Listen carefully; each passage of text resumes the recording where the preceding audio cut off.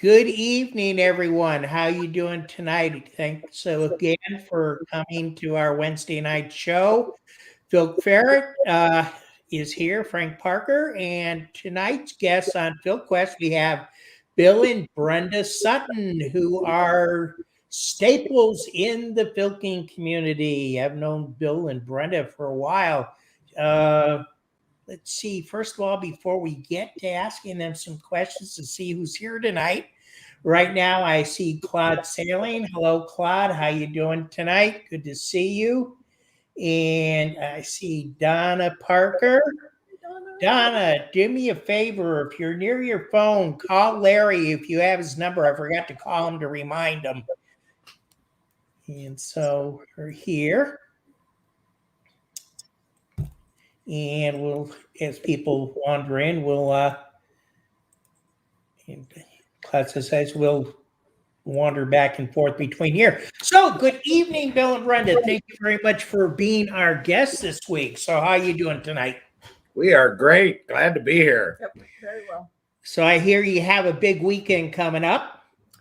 Yes, we are heading to Ohio. We're going to do OVFF live and in person, and face to face. I think we've got 3 different places where we're doing music and concerts for people, various and sundry.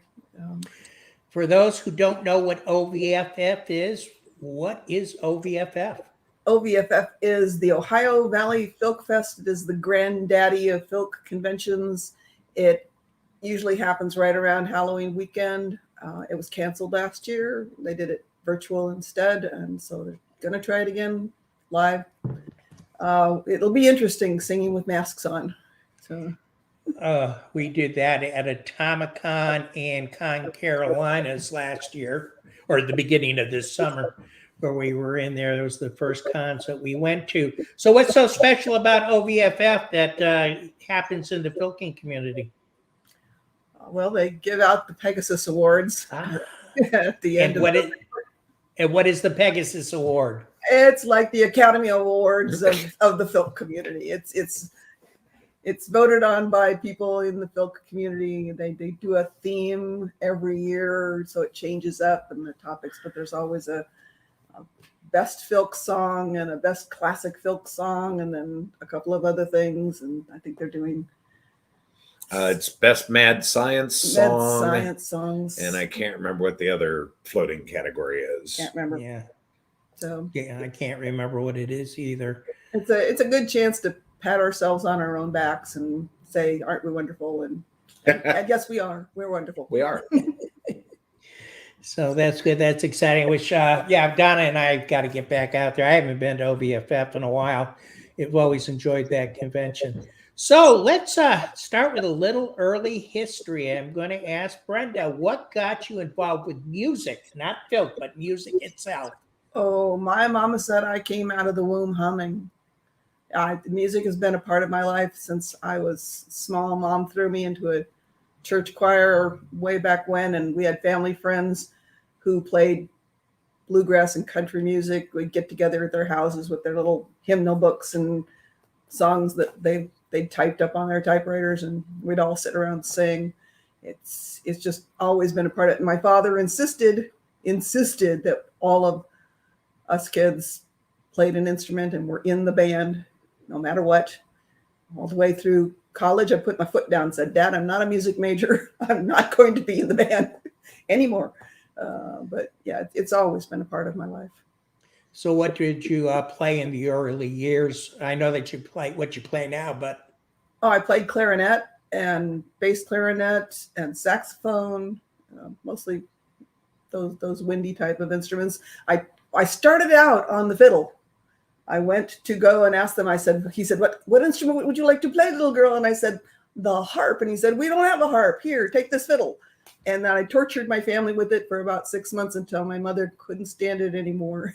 The light bulb was just starting to click. I was just starting to get it. And she said, "Oh, take it back. Get anything else. And I got the clarinet.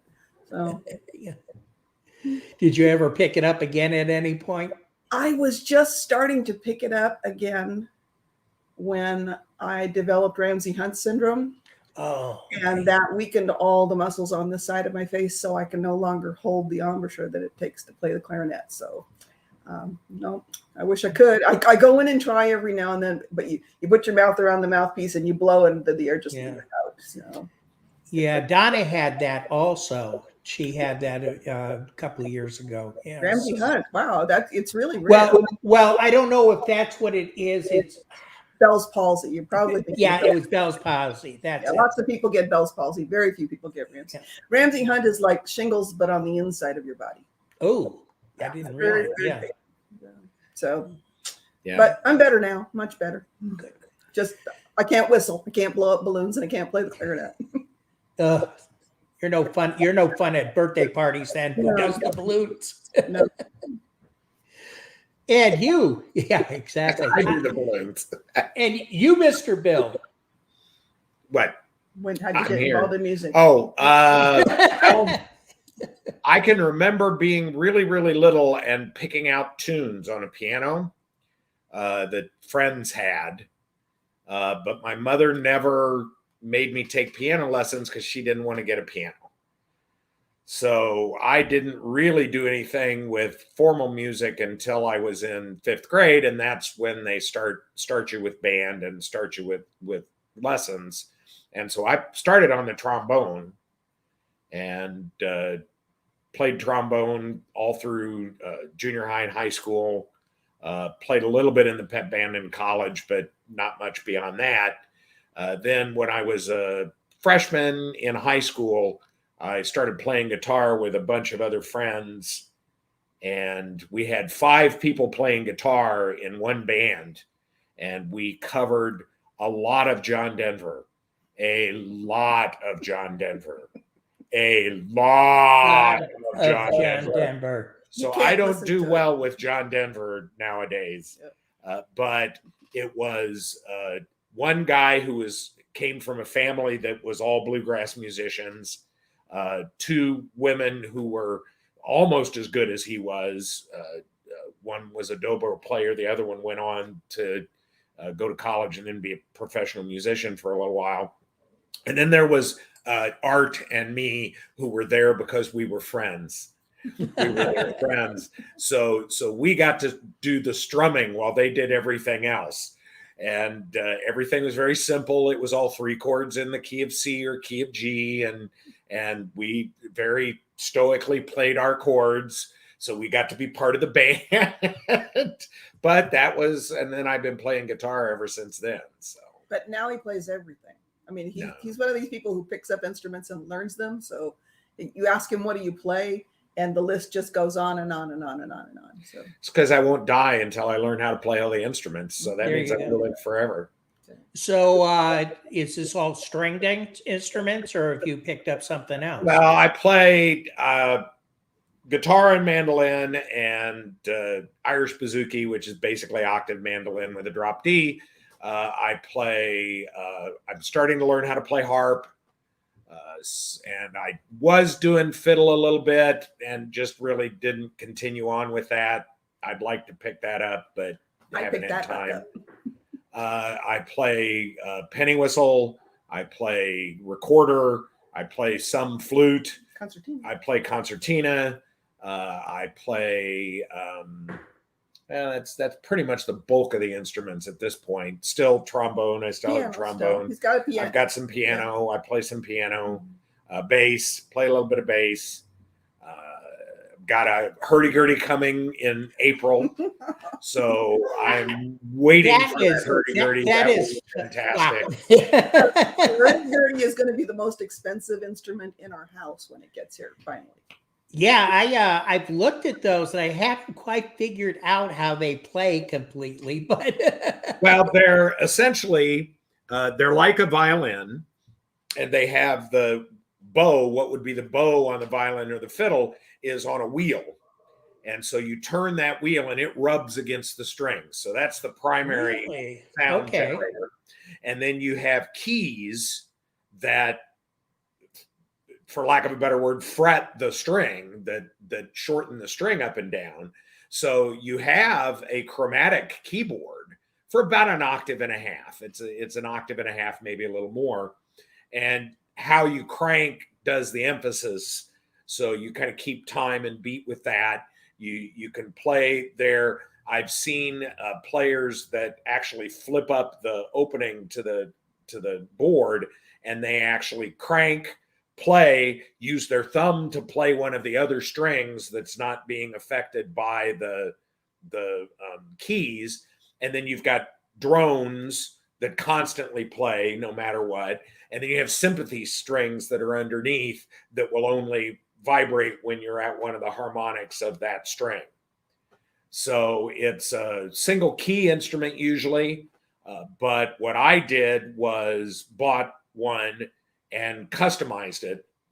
So you usually have 2 strings at least, so you get that double, that fuller tone. And I had thought about getting one with 3 strings and then tuning the middle one so that it would go up and down. But because they're gut strings, you really can't do that. Gut strings don't have a big tuning range. So I'm going to have 4 strings, and 2 of them will be for the key of C, and 2 of them will be on the key of G, D, basically D. So I can use the 2 strings that are in D for Irish music. I can use the strings that are in C for French provincial music, which is what I'd play with the SCA. And then I just retune the drones depending on what I'm playing, because those are metal strings, as are the sympathetic strings. So those can be retuned easier. Then I'm waiting. I'm really looking forward to this. So yeah, I consulted with the guy who's building it. We talked about, okay, are we going to be able to do it with the 4 strings? He said, yeah, that's the best idea. So yeah, it's going to be a lot of fun. Hey, David Weingart. Yeah, Dave, I saw my first hurdy-gurdy player I heard in the old city in Grenoble. And Grenoble is one of those old Roman cities in France where they've got the center of town where you can almost reach across the street between the buildings on either side. And it's this maze of streets down by the river. And I came in from the north end of it, or from the south end of it, actually, and could hear this instrument way in the background. And I remember just working my way through this maze of streets to figure out what it was. And it was this old woman playing the hurdy-gurdy busking. It was fantastic. And I've wanted one ever since. And now I get one. It was my retirement present to myself.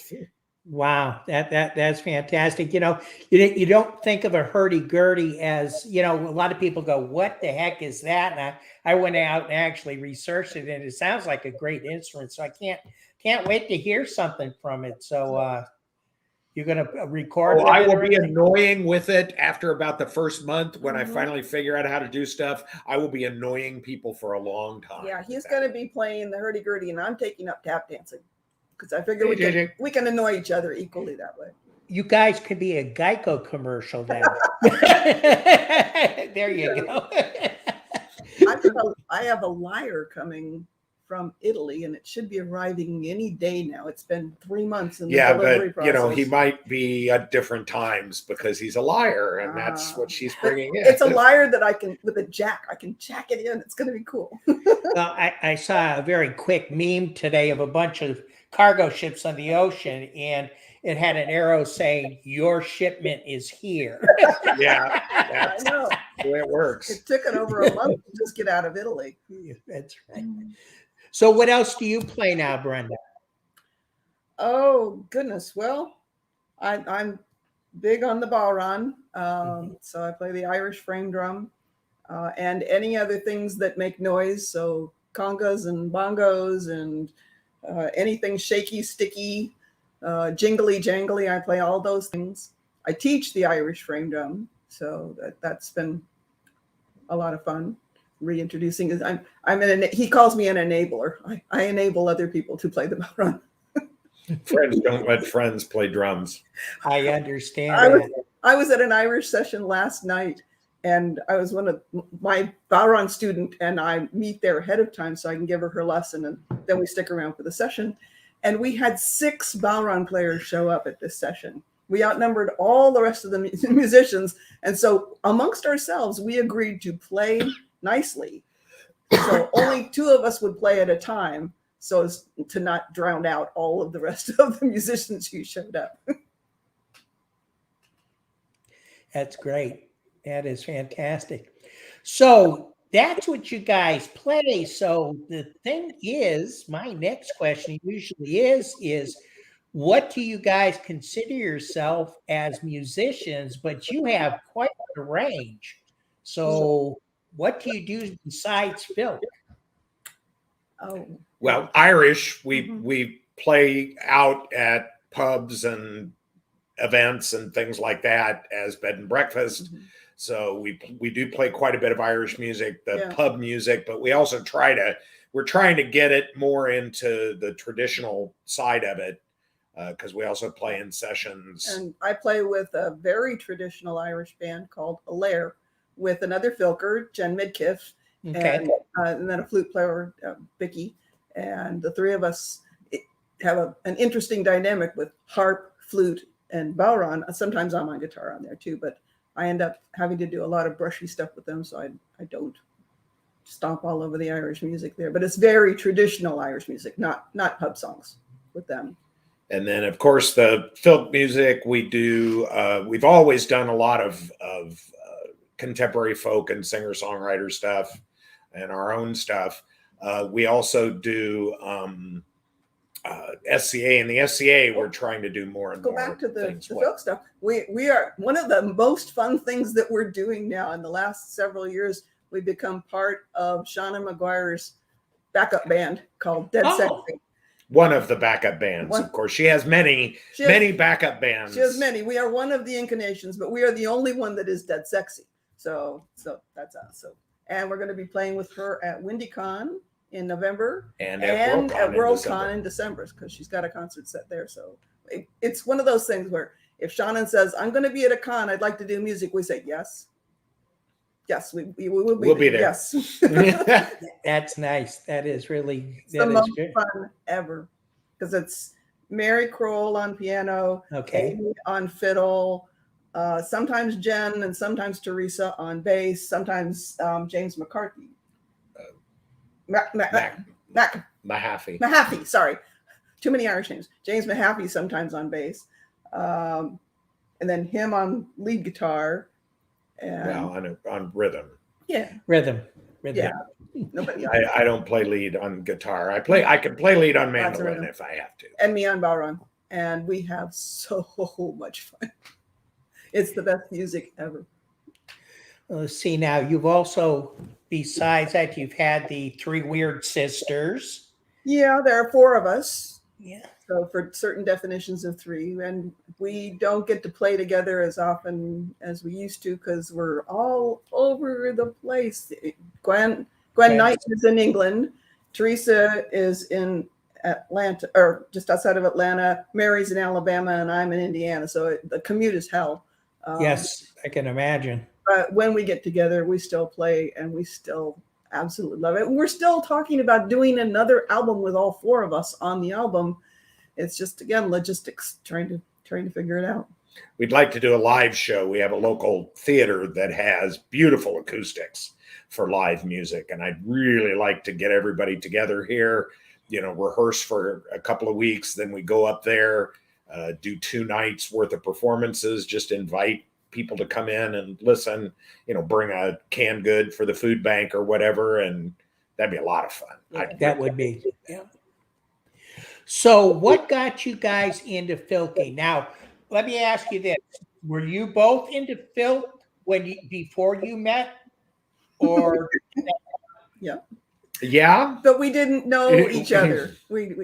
Ours is a very strange, convoluted romance because we met on CompuServe back before it was cool to meet people online. Hey, let's put it this way. We met when it was still the science fiction special interest group of the Space Forum. There wasn't even a science fiction forum on CompuServe yet. So we chatted with each other for months and months and months and months. And at no time in any of our conversations did we tell each other that we were both filkers or that we were going to the same convention. We went to BayFilk 3. And neither one of us mentioned that we were going to BayFilk 3. And then at the convention, Misty Lackey was playing this game she liked to play called Make Larry Niven Cry, which is a really easy thing to do because he's a real softy marshmallow on the inside. It doesn't take anything at all to make him cry. And she asked Bill to sing a song for him that she thought for sure would make Larry cry. And he got up in the middle of it and left. No, he stayed for the whole thing. He the whole wasn't thing, rude, but he left. He stayed for the whole thing, and he just kind of nodded. And Larry. And he didn't cry. So Bill followed him out in the hall where Larry had found me sitting in a little hall sing. And we sat next to each other and talked with each other for a couple of hours until it was my first FilkCon. I'd never been to a FilkCon before. And it was 11 o'clock, and I thought it was time to go to bed. So I said, well, I'm going to bed now. And he walked me to my room and carried my guitar case for me and left me at the door.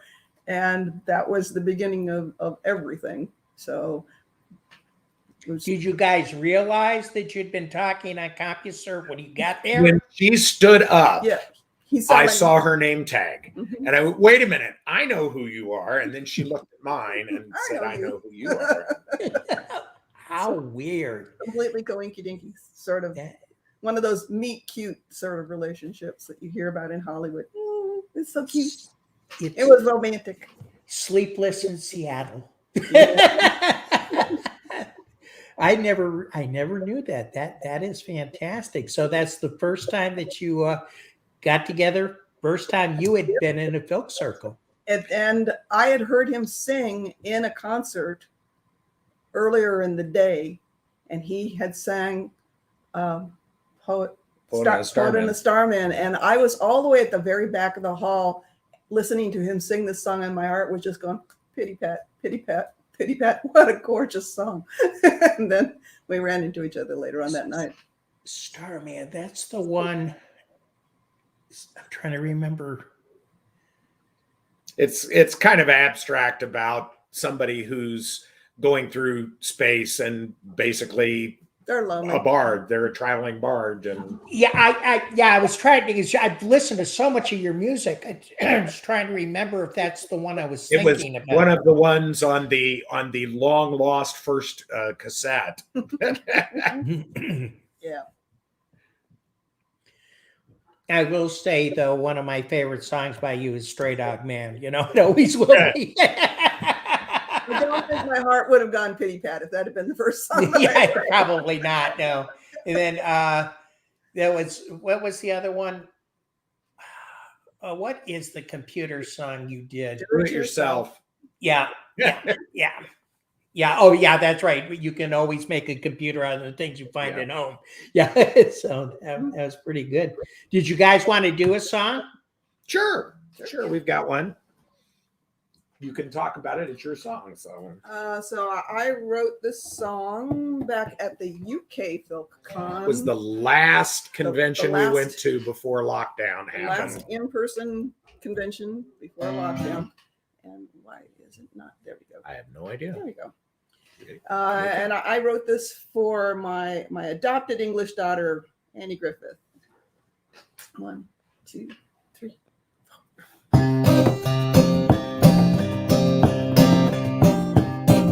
The people's queen, to the wise witch cried, good dame, I will give thee gold if you can curse my king who's done great wrong. Oh, he promised always faithful, he vowed to grow old together in a life of love and song. For we gave him truth, but he gave us lies, but upon our hearts now we will see him meet his just desert. And my gleaming treasure by us, the best of your strange art, to make him no regret for all our hurt. Said the witch, you can hex with a hurt, or curse with a kiss. The results of either only time will tell. Riddle with cruelty or blight with bliss, but the very best revenge is living well. Then the wizened crone gave a wink and a laugh, and I, here's what I do. curse within me I will cast. Oh, thy king shall know great sorrow, and a least of bitter brew, and yet no sin upon thy breast hold fast. You can hex with a hurt, or curse with a kiss. Results of either only time will tell. Riddle with cruelty or blight with bliss, but the very best revenge is living well.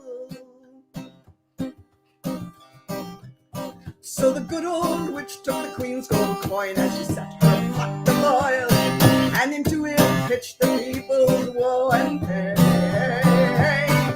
She steeped and stirred their anguish, she set their grief abroil, reduced it down to naught but peace remained. Oh, the witch danced a jig round the firelight as she cast her strongest spell, and she laid the gayest all across the land, blessing everyone the king had harmed, every prisoner in hell, enchanting those in sorrow's strong command.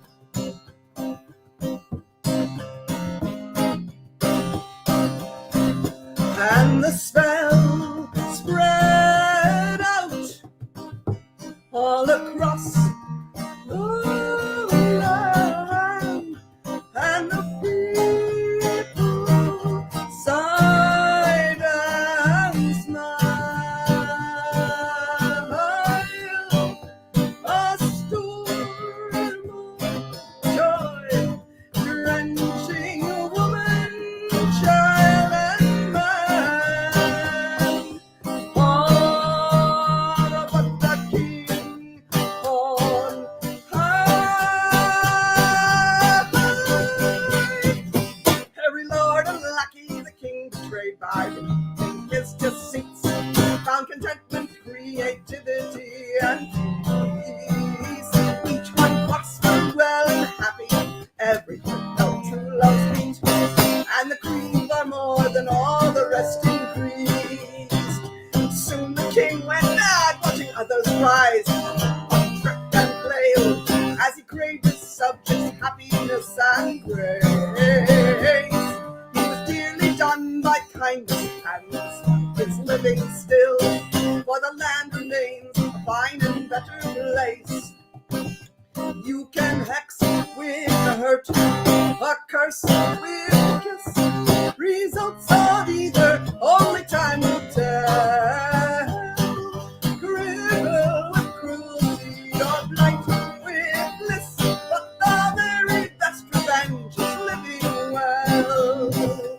You can hex with a hurt, a curse with a kiss. Results of either only time will tell. Cripple with cruelty or blight with bliss, but the very best revenge is living well.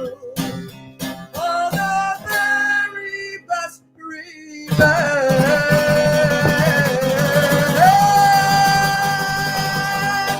is living well.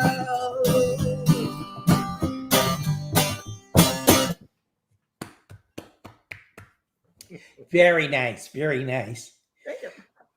So, how did you? We'll go with Bill this time. How did you find out about Filk? When did you find out that Filk was a thing?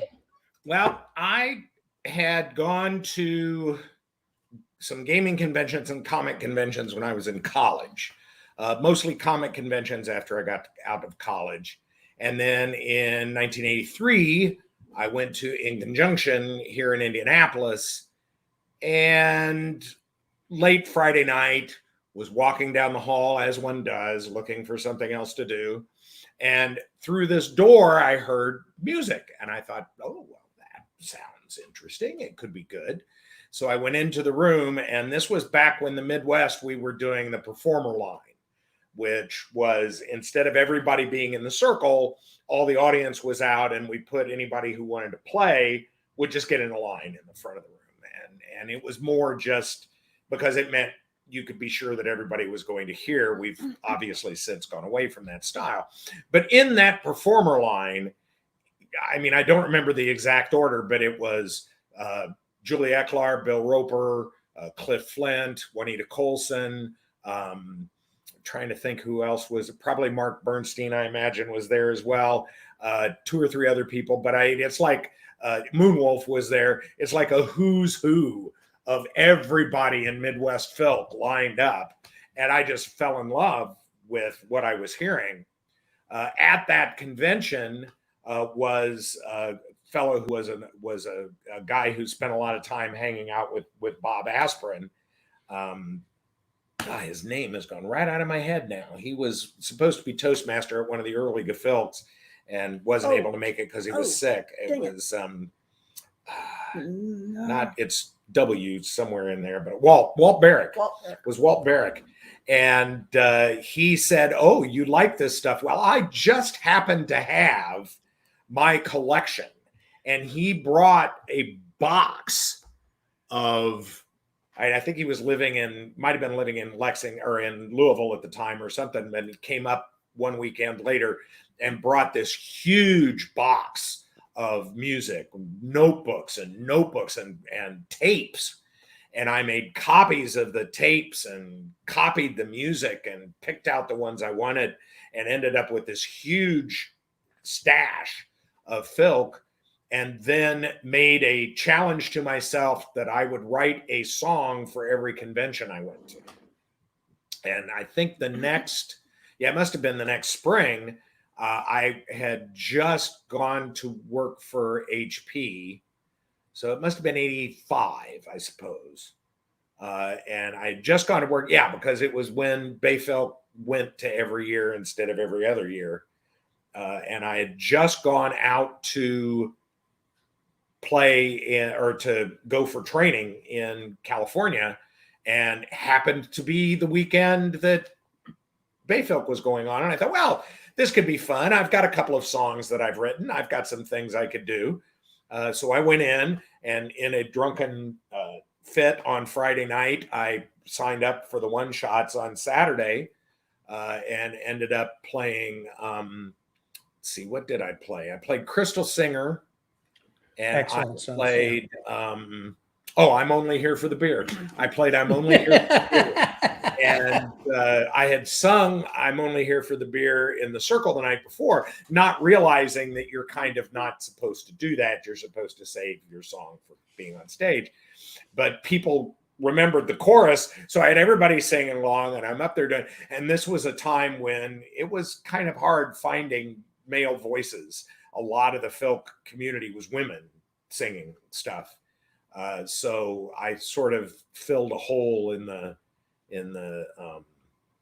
I don't know what you'd call it, a hole in the tarmac. I was the guy who filled the chuck hole, and managed to get Off Center to do a tape, and we did that. That's what I was doing the year in '86 when the two of us met each other, and everything goes on from there. But yeah, I kind of dived into it with, jumped in with both feet. So Brenda, did you know about Filk? I know that was your first Filk, but you guys didn't talk about that on CompuServe. So how did you run into it then? Actually, I had been in college. I was part of the Star Trek club, and I dated the captain of the Star Trek club and eventually married the captain of the Star Trek club. We traveled together to go to a Lost Con, which was my first con. And then years and years went by, and many children and a life and all the rest of the stuff. So I completely forgotten about all of that. And I was living in San Pedro, California, when they had the second World Con in Los Angeles. So I went to that con. So my second con was that con. And it was very similar to what he had. I had been just starstruck by this convention, by the enormity of it all, by the dealer's room and all the stuff that I was seeing. And I didn't want to go home that night. I just was wandering around the hotels that were connected to the convention, just kind of wandering and not wanting to go home when I heard music coming down the hallway again. And they were setting up a Filk concert series in that room. And I got the very last seat in the room. And that's when I heard Filk for the first time. And it was, again, one of those performers lines thing. Jordan Kerr was in there. Tara Mitchell was in there. Julia Eckler was there. Cindy McQuillan was there. All the West Coast Filkers were there. Kathy Marr was there. All these people were there singing. And I walked out of that saying, I want to do that. I really want to do that. And then Tara Mitchell, who lived not too far away from me, took me underneath her wing and kind of nudged me through. I was a very high soprano then, and I had a very little voice, and I had a guitar that I kind of hid behind. And she nailed my feet to the floor in a recording session so I couldn't scoot away from the microphone, and started recording me. I was the local harmony slut. So anytime they needed harmony, they called on me, and I would go and record harmony for other people. She put me in touch. She says, I know this person who's got a bunch of lyrics, but she doesn't have a lot of tunes for these things, and she'd like to get some tunes for these things. Would you like to write tunes for these lyrics? They're Star Trek lyrics. They're going to do a Star Trek tape. And I said, sure. And they were Kathy Marr's lyrics. And so Kathy and I teamed up together to write a bunch of songs together that never made it onto that tape because the great Off Centaur blow up happened. And every song that was by an artist that didn't go with Firebird was removed from the tape and replaced by somebody else. So those songs never got recorded. Yeah, that's too bad. Yeah, I remember Spencer Love giving me that history on what happened out there, and that was interesting from that.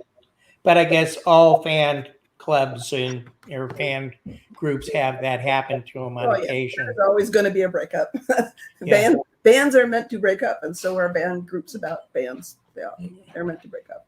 Was the Star Trek club that you were in Star Trek International by any chance? No, we were an anomaly. I was going to college at BYU, and our Star Trek club was kind of frowned on because, that science fiction-y stuff that wasn't really acceptable. And we wanted to have Star Trek uniforms. You know how the men had the nice clingy shirts and the little short crop pants and the boots, and the women had the very short mini dresses. Oh, no, not on our campus. Our uniforms went down to our knees for modesty's sake. Well, in our fan films, they wear the pants right now. So Donna they were the crew of the famous Starship Moroni.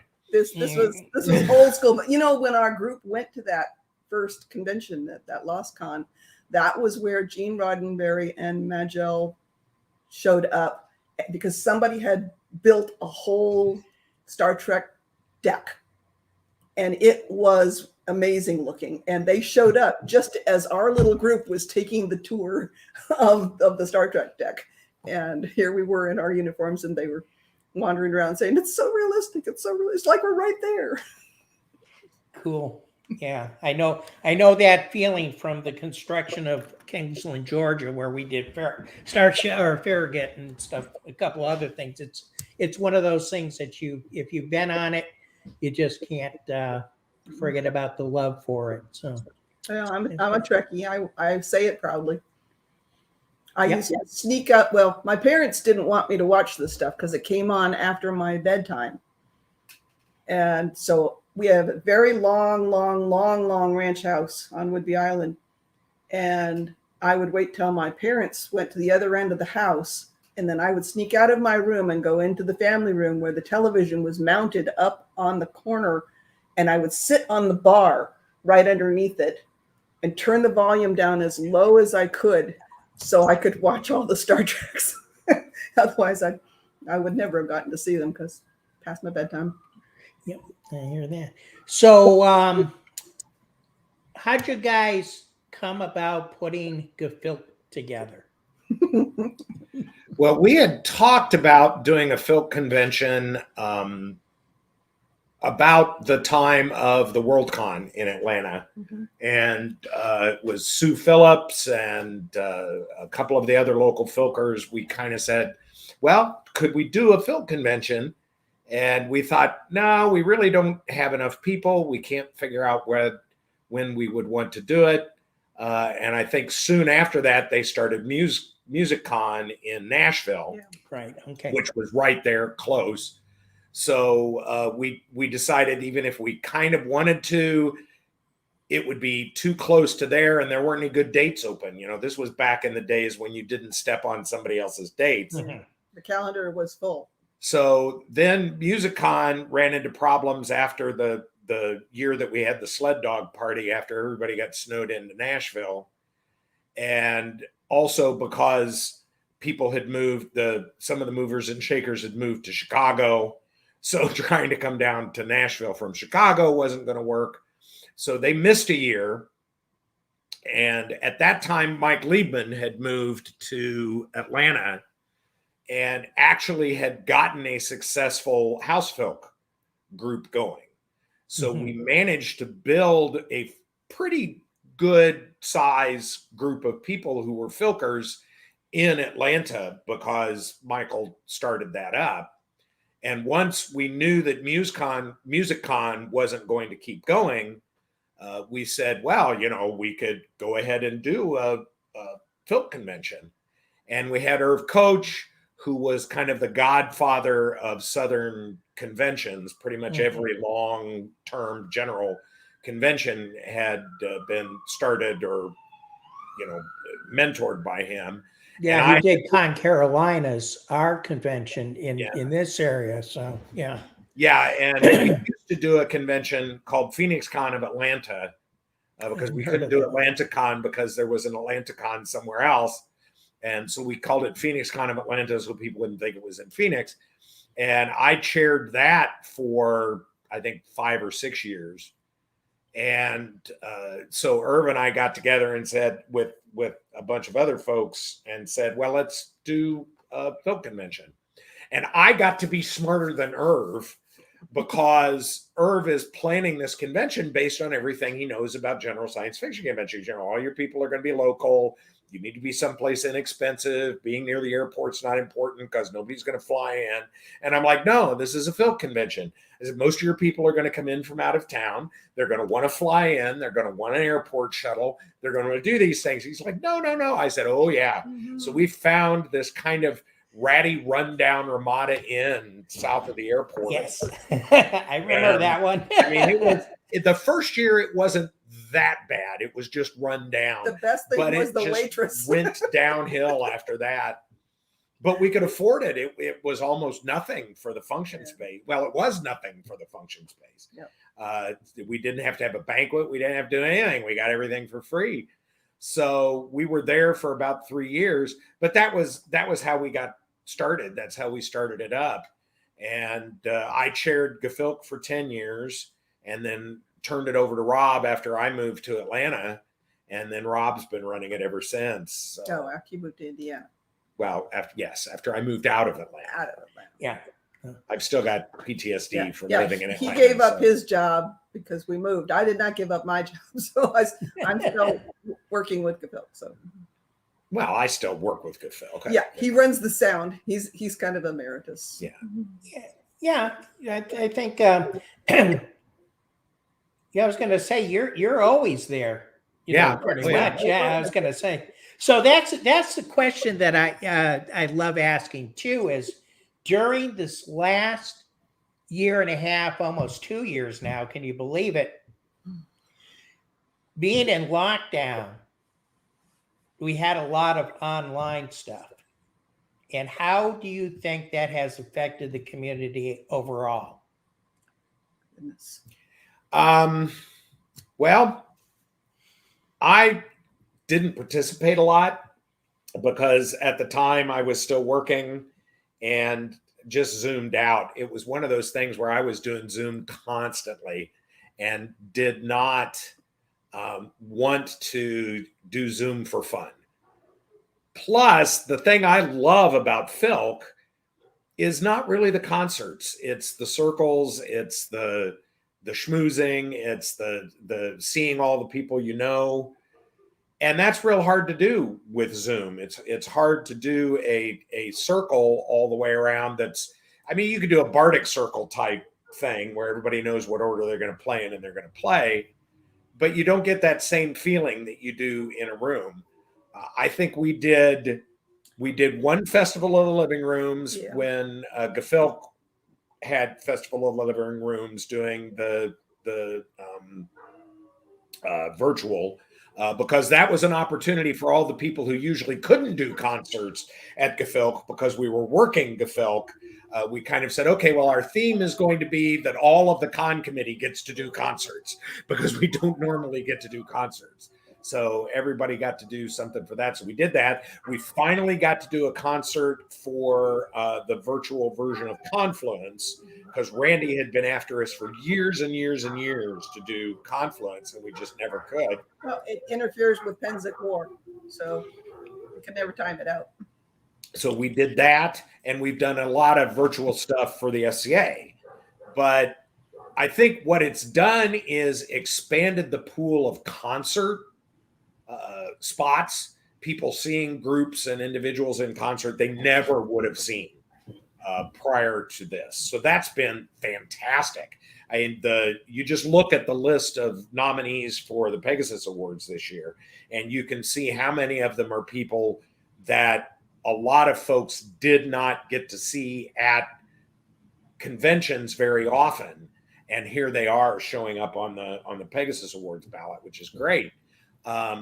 So that's been fantastic. And I think that part will continue. I could see like Festival of the Living Rooms continuing on maybe a quarterly basis, as long as Lem's not tired of doing it. I could see it continuing on and being a really, really fun thing for people to do. I think if we get back to the point where we get cranked up and are seeing people face to face, to me, that's a difference between the geek music community and the Filk community. Mm-hmm. It's all geek music. It's all nerdcore, whatever you want to call it. It's fanish music. The difference is Filk is the community of the people who sit around sharing that in a circle with one another. And part of that is singing along, playing along, doing all those kind of things. And you're not going to get that if you're in Zoom. You can hear yourself and whoever's playing if you're trying to play along. You don't hear the dozen other people doing all the different harmonies. Yeah, we did do the concert for the Festival of the Living Rooms, and we brought in a little audience of our pod because one of the best things we did when lockdown happened was we created a very small pod of people who we knew and trusted who weren't going to go out and expose themselves. Right. So that we could meet once a week and keep ourselves sane. So we invited our pod to come in and be a little teeny tiny audience for us. So we'd have some kind of coming back, because that's something that you just don't get from Zoom. And that helped.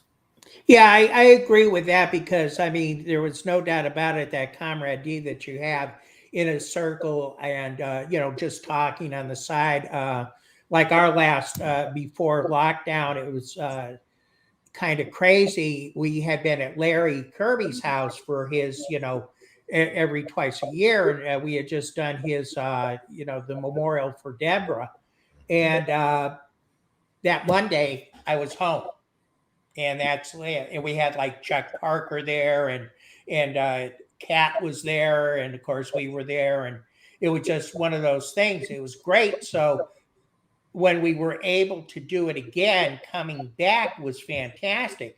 However, during the lockdown, we were able to play at least, once or twice with the living room with Lem, but I also met people like Lawrence Dean and stuff like that, who I wouldn't normally have met if it hadn't been for that. You're right. That's the best part of it is getting to see people you wouldn't normally see, like Matricula, which I noticed was on the ballot this year, and things like that. However, that being said, I do miss the interaction that we do all have within a circle. So. Within the SCA, we noticed a real uptick in people's recording and videoing skills. Because the SCA was really, really firm, very, very firm, that people were not going to perform together on the same stages. If you were going to do something, it was just single performances. And some friends of ours up by Peoria wanted to continue doing concerts, so they just started farming out tracks to everybody and saying, here, record this, here's your bass track, record to it, put your phone on and record yourself playing these things. And they lined it all out. And so we've done a couple of those for some folks. And I don't think that would have happened if we hadn't had the lockdown. And now I think that that's going to continue quite a bit. Zoom for me I work on Zoom all week long. I teach Irish language, I teach the Bowron, and I've got a class 3 or 4 days a week. So there's not a lot of appeal for me to get on Zoom. That's what I do for work. It's not what I do for fun. So that makes sense too. It does. So did you guys want to do another song? Sure. So we did this one when we got asked to be guests of honor at DEPCON at the NASFIC. We said, oh, okay, well, we'll write a song for NASFIC. And I tried a bunch of different things and then finally got inspired with the idea that, yes, this is in Detroit, which is, where they do car stuff. So we decided this is what we were going to do. So that's where this song came from.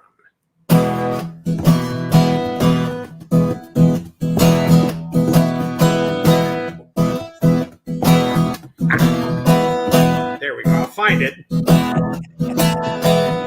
Oh, the future is grand. The future is great. The politicians get along so well, they almost never debate. The economy's strong and continues to grow, so there's just one thing remaining that I gotta know. Where's my flying car? Where's my flying car? World peace is great, and so's the cancer vaccine. But where's my fundamental futuristic flying machine? Where's my flying car?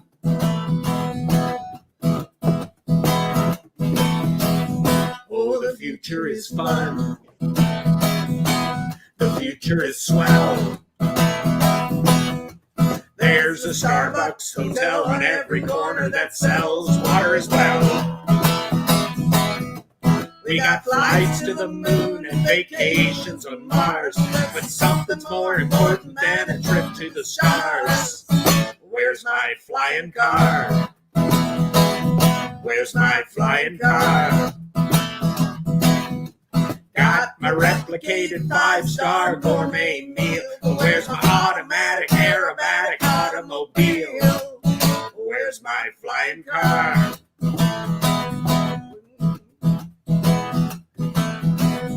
Oh, the future's a thought. The future's a door. We got warp drive convention elevators to the party floor.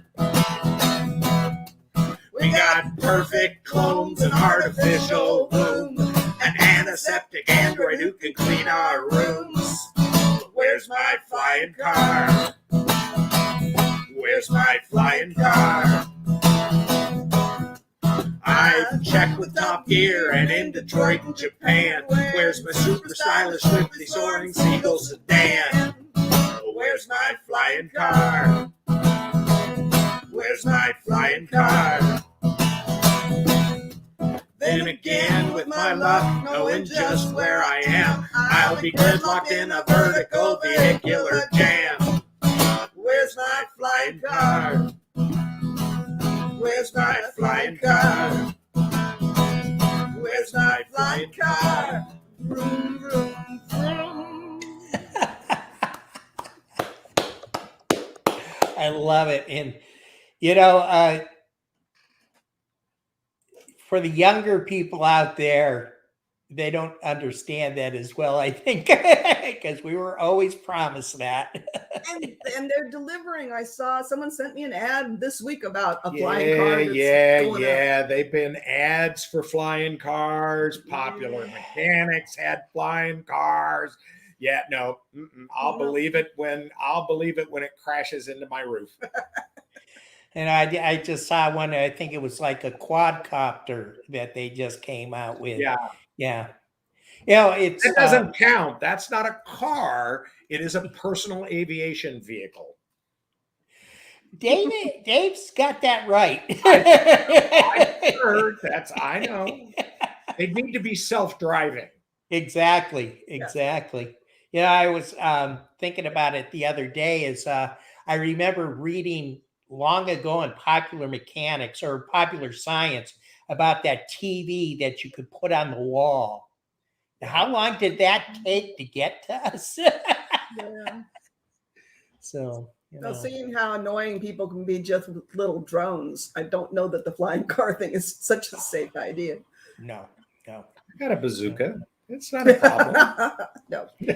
The reason they don't put machine guns in cars is because people would use them. Yeah. That's why we can't have nice things. Most certainly. It's especially driving to the Filk in Atlanta. Oh, yeah. I mean, it's only been recently that I stopped having, flashbacks when we would go to Atlanta and drive through Atlanta for Gefilk or to go see the kids. It's like my heart would pound. 'Cause when we moved to Indiana, my blood pressure literally dropped by 15 points. I wouldn't be surprised. Living in Atlanta or being away from Atlanta. And we would get there and I would get in traffic on the 75-85 connector. No, I just refused to drive in Boston. They have a thing called public transportation in Boston that they don't have in Atlanta. So, so I don't have to drive in Boston. I don't have to drive in New York City. I can take public transportation. But Atlanta, I kept thinking, oh my God, I'm going to have to move back here. I'm going to have to make this drive every day.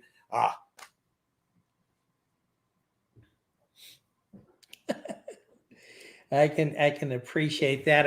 I remember driving in Boston many times, and you'd stop at a stop sign and have somebody rear end you because they just don't believe in it.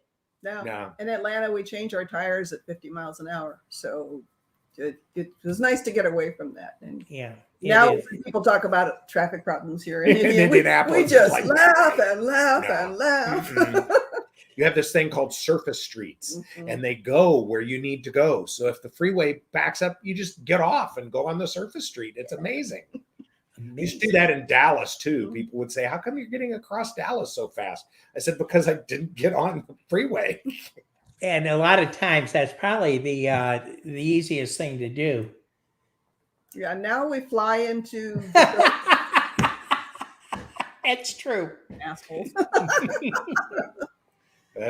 Big dig surgery. We started flying to Atlanta instead of driving, which is a big relief. Not having to pack guitars when we go to the UK. We've actually stashed guitars and drums over there so that we don't have to fly with those anymore. There's somebody just brings us our guitars and hands them to us, and then takes them back to their house when they're all done. And that's probably smart to do it that way. So it's so much easier. Well, we're getting up to the top of the hour, and wanted to thank you both for spending some time tonight with everybody out there. It's been Glad our pleasure to be here. Yeah. So maybe you can come back sometime when you have the hurdy-gurdy going. Oh, we can do that. Yeah, I definitely. Give them a little bit of time to practice. I will. Yeah, I certainly maybe sometime. You can advertise it as the Filk Quest program you might not want to show up for. Yeah, but we'll definitely do that. I'd like to. I think everybody would enjoy that. Tap dance. It'd be great. Perfect. I'll just sit back and let you go.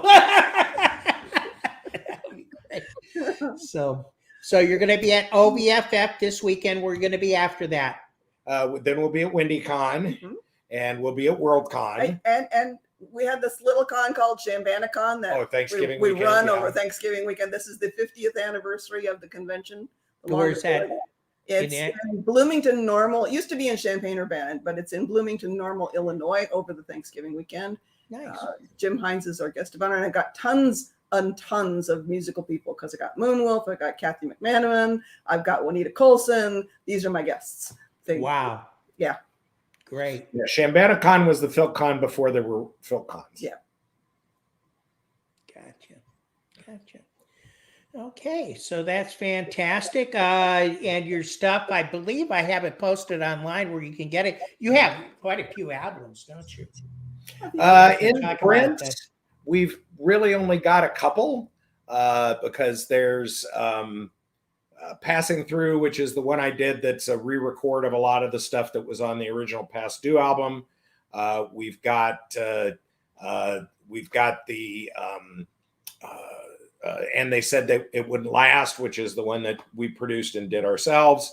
And we've got some stuff on, Owling in the Moon's out. I mean, it's on cassette. It's on cassette. So yeah. Not there, but Three Word Sisters has. Three Word Sisters stuff is all in print still. So please buy it so I can take it out of print. I mean, and then we did the one we did together. Well, that's and They Said It Wouldn't Last. Yeah. We've got a number. Hey, Moss. We've got a number of things on Bandcamp. We do some individual stuff out there. Someday we'll be coming out with the Bed and Breakfast Irish Music album. That's going to come real soon now. Real soon now. So far is 7 years. So he's not up there for longest take on creating an album. That honor belongs to Bill Roper. No, that honor does belong to me because I haven't finished.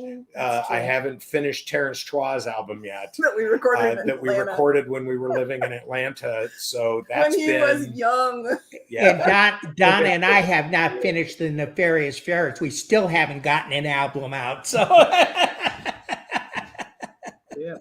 And it's like the Shoemaker's Kids Got No Shoes. Yeah. We do things for other folks in recording, but we never get around to recording. Gosh, I haven't had a solo album since Strangers No More, which is also out of print. So wow, yeah, that's I was going to say that's been a while. Yeah, we are we're negotiating with Eric Gerds. He's looking to see if he can find the masters. So far, he hasn't been able to find them. But who knows where they are. So maybe we'll redo it. Moss, whenever you can get there. Yeah, we throw an anniversary party for you if you want it. It's our anniversary on the 31st, and we're going to OVFF.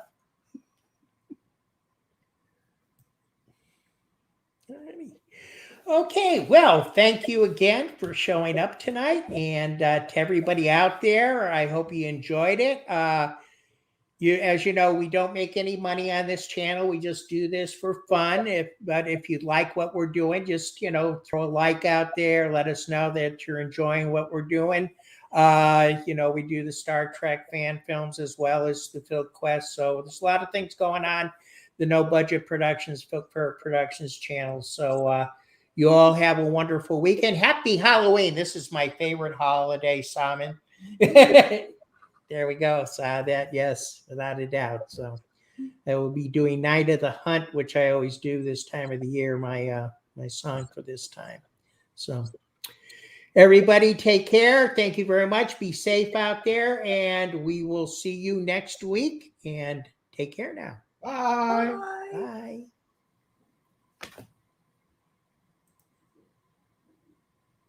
Okay.